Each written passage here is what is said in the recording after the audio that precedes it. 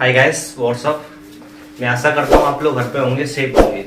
आज एक और बहुत ही उम्दा टॉपिक आज हमारे यूट्यूब चैनल पे मैं आप लोगों के लिए लेके आया हूँ। एक हमारा लेक्चर रहेगा, लेक्चर 4 सिंटैक्स का। इससे पहले हम लोगों ने 3 जो वीडियोस थी उनको अपलोड कर दिया है। अगर आप लोगों ने अभी तक उनको नहीं देखा है तो आप डिस्क्रिप्शन में उनकी लिंक मिल जाएगी, आप उनको देख सकते हैं। और बेसिकली आज जो सिंटैक्स है उसका ये समापन हो जाएगा और लास्ट ये लेक्चर रहेगा। इससे पहले मैं आप लोगों से बोला भी था कि अभी तक आप लोगों ने नोट्स नहीं बनाए तो आप लोग बेसिकली उन वीडियोस को देख के आप लोग नोट्स बना सकते हैं और आप उनको रिवाइज भी कर सकते हैं। क्योंकि मैंने ऐसे आपके ऑफलाइन जिस तरीके से हम लोग ऑफलाइन में आप लोगों के लिए नोट्स कराते हैं उसी तरीके से मैंने आप लोगों के लिए जो रूल्स प्रोवाइड किए थे आप लोगों के लिए, तो बहुत ही उम्दा रूल्स रहेंगे। और आपको मैं प्रॉमिस करता हूँ कि आप लोग अगर हमारे यूट्यूब चैनल से आप लोग पढ़ लेंगे तो कहीं भी आपको लाइफ में प्रॉब्लम नहीं आएगी। तो बेसिकली हमारा जो यह लेक्चर है सिंटैक्स लेक्चर 4 है, जो कि हम आज की हमारी सिंटैक्स की अंतिम क्लास भी रहेगी। और कुछ 2-3 रूल्स भी हैं जो अक्सर एग्जाम में आते रहते हैं और आप लोगों के लिए काफी वो यूजफुल रहेंगे। Let's see. हाय गाइस, हम लोग फ्यू और द फ्यू, लिटिल और द लिटिल के बारे में हम लोग बात करेंगे, जो काफी इंपोर्टेंट रूल्स रहते हैं। और ऐसा कोई भी एग्जाम नहीं है जिसमें इंग्लिश आया हो और इसमें इन दोनों रूल्स के बारे में पूछा ना हो। बेसिकली इन दोनों के बारे में मैं एडजेक्टिव के अंदर भी बताऊंगा, लेकिन आप लोग जानते हैं सिंटैक्स चल रहा है और सिंटैक्स क्या होता है, जितने भी आपके पार्ट्स ऑफ स्पीच होते हैं सबका निचोड़ होता है। इसलिए हमारा ये आज का लास्ट लेक्चर भी है। इसके बाद मैं आपको 1 by 1 आपके जो पार्ट्स ऑफ स्पीच है वो भी मैं कराऊंगा, नाउन, प्रोनाउन, एडजेक्टिव में भी एक बार आ जाएगा तो उधर आपका क्या हो जाएगा, रिवीजन हो जाएगा। आज हम लोग देखते हैं, काफी उम्दा रूल रहेगा, बहुत ही इंपॉर्टेंट रूल रहेगा। देखिए पहले हम फ्यू और द फ्यू की बात कर लेते हैं। आप लोग जानते होंगे काउंटेबल और अनकाउंटेबल, जो तीनों का प्रयोग ना, ए फ्यू और द फ्यू, इन तीनों का प्रयोग होता है काउंटेबल नाउन के लिए। ठीक है, जो आपका फ्यू है, ए फ्यू है, द फ्यू है, इन तीनों का प्रयोग होता है काउंटेबल नाउन के लिए। हम कंपेयर करके पढ़ेंगे। और little, a little, the little, इन तीनों का प्रयोग होता है अनकाउंटेबल नाउन के लिए। अनकाउंटेबल नाउन क्या होता है, जिस नाउन को हम गिन नहीं सकते हैं वो अनकाउंटेबल होता है, जिसको हम गिन सकते हैं वो क्या होता है, आपका काउंटेबल होता है। तो little, a little, the little, इन तीनों का प्रयोग अनकाउंटेबल नाउन के लिए, और फ्यू और द फ्यू, इनका प्रयोग काउंटेबल नाउन के लिए किया जाता है। लेकिन एक और इनमें अंतर क्या है, इन तीनों के बाद जो सब्जेक्ट आएगा, little, a little, the little, इन तीनों के बाद जो सब्जेक्ट आएगा वो सिंगुलर का आएगा, यानी एक वचन का आएगा। बट फ्यू, ए फ्यू और द फ्यू, इनके बाद जो सब्जेक्ट आएगा वो बहुवचन का आएगा। ठीक है, लिटिल वाला बात है तो आप इतना भी जान सकते हैं कि फ्यू, ए फ्यू और द फ्यू, ये तीनों शर्मा जी की फैमिली से बिलोंग करते हैं। और little, a little, the little, ये शुक्ला जी की फैमिली से बिलोंग करते हैं। ऐसे लोग आप लोग याद कर सकते हैं। तो मैं अभी बताया few, a few, the few, इन तीनों के बाद सब्जेक्ट बहुवचन का और वर्ब भी बहुवचन की। लेकिन little, a little, the little, इन तीनों के बाद सब्जेक्ट एक वचन का और वर्ब भी एक वचन की आएगी। क्लियर? अब तीनों का मीन्स तो पता होना चाहिए आपको, तीनों का हिंदी अर्थ क्या है, कहां पर यूज करना है। देखो कंपेयर करके हम लोग पढ़ेंगे। अभी मैंने बोला था फ्यू और little just like a use not, मतलब नोट की तरह फ्यू और लिटिल का प्रयोग किया जाता है। जो वैल्यू नोट की होती है, आप लोग जानते हैं नोट का कोई भी अर्थ नहीं होता अपने यहां में, ठीक है, उसी जगह पे हम फ्यू और लिटिल का प्रयोग करेंगे। अर्थात आप मान सकते हैं बिल्कुल ना के बराबर, बिल्कुल जिसका कोई वजूद ना हो, ना के बराबर हम फ्यू और लिटिल का प्रयोग करते हैं। ए फ्यू और ए लिटिल का कहां करते हैं, थोड़ा बहुत आपके पास कुछ चीज है, मतलब ना तो ज्यादा है और ना ही कम है, वहां क्या लगाएंगे, ए फ्यू और ए लिटिल। और लिटिल कहां लगाएंगे, आपके पास कुछ भी नहीं है, वो चीज ना के बराबर है, वहां पे फ्यू और लिटिल, थोड़ा बहुत किसी का वजूद है, ना ज्यादा है ना कम है, वहां क्या आएगा, ए फ्यू और ए लिटिल। अब देखो द फ्यू और द लिटिल कहां पर आएगा, कि आपके पास मान लो जितना है और उतना ही आप लोग स्पेंड कर दे। मान लो आपके पास 100 रुपए है और 100 रुपए ही आपने खर्च कर दिए, तो क्या बन जाता है, द फ्यू और द लिटिल बन जाता है। जी हाँ, उसके बाद आप एक और प्रैक्टिकल से समझिए कि मान लो आपके पास 1 लीटर भर के मिल्क है, लीटर है और पूरा भरा हुआ है, उसमें क्या है, दूध है। पूरा जो लीटर है भरा हुआ है ना, तो वो हो गया हमारा द लिटिल। मतलब कोई भी चीज अपने आप में कंप्लीट है तो वो क्या हो गया हमारा द लिटिल हो गया। अगर उसमें से आधा कर दिया जाए, उसमें से आधा कर दिया जाए तो वो क्या हो जाएगा, ए लिटिल हो जाएगा। लेकिन उसमें से पूरा खिला दिया जाए, देखा होगा जो बॉटम होता है ना, बॉटम नीचे का जो पैदा होता है, उसमें कुछ ड्रॉप्स क्या हो जाते हैं, चिपकी रह जाती है, उनका कोई वजूद नहीं होता है, तो वहां क्या होगा, फ्यू और लिटिल का प्रयोग किया जाएगा। कहने का मतलब है कुछ है, सम के बराबर आधा है, ए फ्यू और ए लिटिल। अगर उसी को हमें जितना है, मान लो कि आधा दूध है, आधे को ही हम यूज कर ले अपने काम के लिए, तो क्या बन जाएगा, द लिटिल। लेकिन हमारे पास उसमें कुछ ड्रॉप दे दिया जाएगा आपका, अब देखा होगा छोटी सी कुछ ड्रॉप हो, 2-3 बूंद उसमें से डाल दिया जाए और आपको यूज करने के लिए दे दिया जाए, तो वहां क्या बन जाता है, फ्यू और लिटिल। एग्जाम्पल के माध्यम से हम लोग देख लेते हैं। जैसे कि I have little milk in pot. Pot आप जानते हैं, पॉट माने क्या होता है, बर्तन होता है। लेकिन I have little milk in pot, बर्तन में दूध है, लेकिन दूध कितना है, ना के बराबर। अगर मैं लिटिल के नोट लगा दूं, नोट, तो सेंस वही होगा। हम कह सकते हैं कि बर्तन में दूध नहीं है, अर्थात इतना नहीं है जितना आपको क्या है, नीड है। अर्थात हम लोग कह सकते हैं कि बर्तन में ना के बराबर दूध है, जिससे आपका काम चलने वाला नहीं है। तो अर्थात लिटिल का बिल्कुल ना के बराबर होता है कि आपको जरूरत है 1 लीटर की और मिल रहा है आपको क्या, कुछ ड्रॉप्स मिल रही है, कुछ बूंदें मिल रही है, तो आपकी ना के बराबर होगी नहीं होगी वो, तो वहां क्या लगाएंगे, हम लिटिल लगाएंगे। लेकिन अगर यहां बोले से बोल दिया जाए आई हैव ए लिटिल, ठीक है, बाकी का मैं सेम उतार दे रहा हूं। यहां बोल देता I have a little milk in pot, इसका मतलब क्या हो गया कि बर्तन में कुछ दूध है, ना तो कम है और ना ज्यादा है, थोड़ा बहुत क्या है उसमें दूध है। लेकिन द लिटिल कब बनेगा, देखो द लिटिल बनेगा I have used the little milk which I had. ठीक है जी। अब देखिए आप लोग,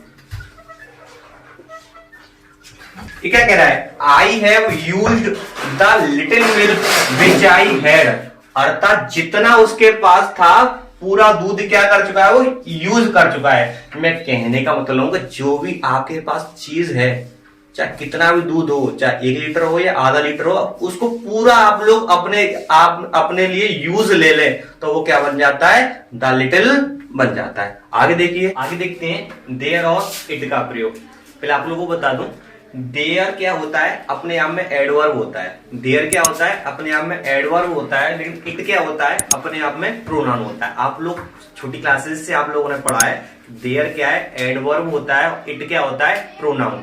लेकिन आज आपको मैं एक ऐसा इंटरेस्टिंग फैक्ट बताऊंगा इनके बारे में, आप लोग सुन के भी कंफ्यूजन हो जाएंगे, सर ऐसा भी होता है क्या। पूरी ग्रामर में आप लोग जानते हैं, पूरी ग्रामर के अंदर देयर और इट इंट्रोडक्टरी सब्जेक्ट का काम करते हैं। जी हाँ, आप लोगों ने सही सुना, इंट्रोडक्टरी सब्जेक्ट। आप लोग जानते हैं कि इंट्रोडक्टरी सब्जेक्ट क्या होता है, what is the introductory subject. पहले तो आप लोग सुन लीजिए कि इंट्रोडक्टरी सब्जेक्ट का काम केवल देयर और इट करता है।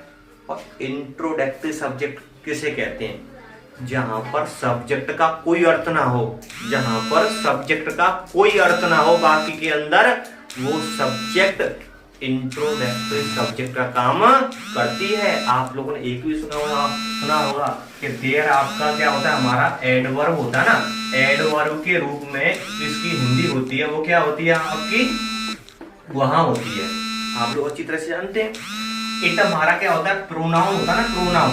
तो प्रोनाउन के रूप में इसकी हिंदी होती है, वो क्या होती है, यह होती है, या फिर क्या होती है हमारी, वह होती है। क्लियर।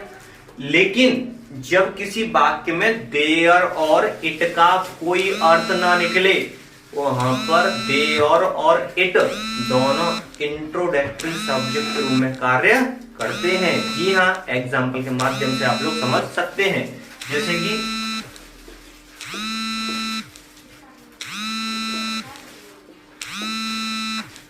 देयर आर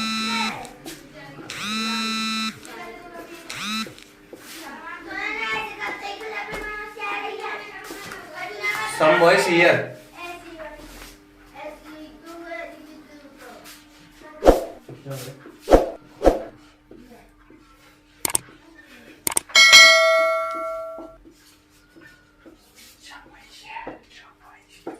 एक वाक्य आई वेंट देयर, अब क्लियर हो जाएगा आप लोगों का। देखो इंपोर्टेंट है इसमें, देखो there are some boys here, यहां पर क्या है, कुछ लड़के हैं।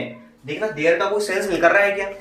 देखो आर माने है, सम माने कुछ, बॉयज माने लड़के, हियर माने यहां पर कुछ लड़के हैं। देयर का कोई सेंस निकला? नहीं निकला ना। लेकिन यहां देखो आई वेंट देयर, मैं वहां गया, यहां पर देयर का सेंस क्या है? वहां। तो हम कह सकते हैं कि देयर का जिस वाक्य में सेंस होता है और किसका काम करेगा? एडवर्ब का। और जब किसी वाक्य में देयर का कोई सेंस ना हो, वो काम करेगा इंट्रोडक्टरी सब्जेक्ट का। अब क्या हो गया? आपको क्लियर हो गया होगा। जहां देयर का कोई अर्थ ना हो वाक्य में और वाक्य में यूज हुआ हो, तो देयर होता है इंट्रोडक्टरी सब्जेक्ट। और तब वाक्य में देयर का यूज हुआ हो, देयर का अर्थ वहां हो, तो देयर क्या होता है? आपका एडवर्ब होता है। इसकी छोटी सी ट्रिक क्या है अकॉर्डिंग टू मी, हालांकि ऐसा कोई रूल नहीं है। देयर आगे आ जाए, देयर आगे आ जाए और देयर के बाद कोई हेल्पिंग वर्ब आए, तो देयर काम करेगा इंट्रोडक्टरी सब्जेक्ट का। जी हाँ, आपने सिर्फ इसको रट्टा मान लीजिए। देयर किसका काम करे? अगर सेंटेंस में देयर आगे आए तो इंट्रोडक्टरी सब्जेक्ट का काम करेगा, और देयर लास्ट में आ रहा है तो देयर वहां पे एडवर्ब का कार्य करेगा। इसी प्रकार से इट होता है। आपने इट का यूज देखा होगा, समय, मौसम, महीना, सर्दी, गर्मी के लिए हम इट का प्रयोग करते हैं। जैसे कि इट इज रेनिंग, वर्षा हो रही है। यहाँ पे इट का कोई अर्थ है क्या? इट इज रेनिंग, वर्षा हो रही है। यहाँ पे इट का कोई अर्थ नहीं है। अब देखो इट इज बुक, यह क्या है? बुक है। तो जहां पर इट का अर्थ होगा वहां प्रोनाउन होगा, और जहां पर इट का कोई अर्थ नहीं होगा, इट का प्रयोग समय, मौसम, महीना, सर्दी, गर्मी के लिए यूज हो रहा होगा, वहां पे इट किसका काम करेगा? इंट्रोडक्टरी सब्जेक्ट का काम करेगा। क्लियर? आगे रूल देखिए।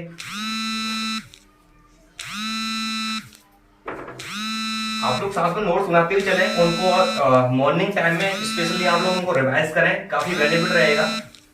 आप लोग जानते हैं इंग्लिश को जितना हम लोग प्रैक्टिस करेंगे उतना ही आप लोगों के लिए यूजफुल रहेगा। आप लोग जानते हैं practice makes a man perfect. अगर आप लगातार अभ्यास करोगे तो आप परफेक्ट बनते ही जाओगे। आगे रूल देखिए, बहुत ही उम्दा रूल है। नाउन आप लोग लिख सकते हैं, noun plus preposition plus same noun, same noun. देखो नाउन आएगा आगे, उसके बाद बाकी के बीच में कोई ना कोई प्रीपोजिशन आ रहा होगा, उसके बाद सेम नाउन। कहने का मतलब है कि यहां पर रोहित आ रहा है तो यहां पे भी रोहित आएगा, यहां पर विराट कोहली आ रहा है तो यहां पे भी क्या आएगा? विराट कोहली ही आएगा। यहाँ पे अनुष्का शर्मा आ रही है तो यहाँ पे भी क्या आएगा? अनुष्का शर्मा ही आएगा। जानते हैं जहां जाएगा विराट वहां आएगी कौन? अनुष्का। क्लियर? तो आगे देखिए कि नाउन, प्रीपोजिशन और सेम नाउन। रूल क्या होता है? अगर नाउन, प्रीपोजिशन और सेम नाउन के बाद सिंगुलर की वर्ब आती है, बहुत ही इंपॉर्टेंट रूल है, अक्सर ही कंपटीशन एग्जाम में आता रहता है। अगर आगे नाउन आ रहा है, नाउन के बाद प्रीपोजिशन आ रहा है, उसके बाद वही नाउन क्या हो रहा है? रिपीट हो रहा है, तो उसके बाद सिंगुलर की वर्ब आती है। एग्जाम्पल आप लोग देख सकते हैं। मैन,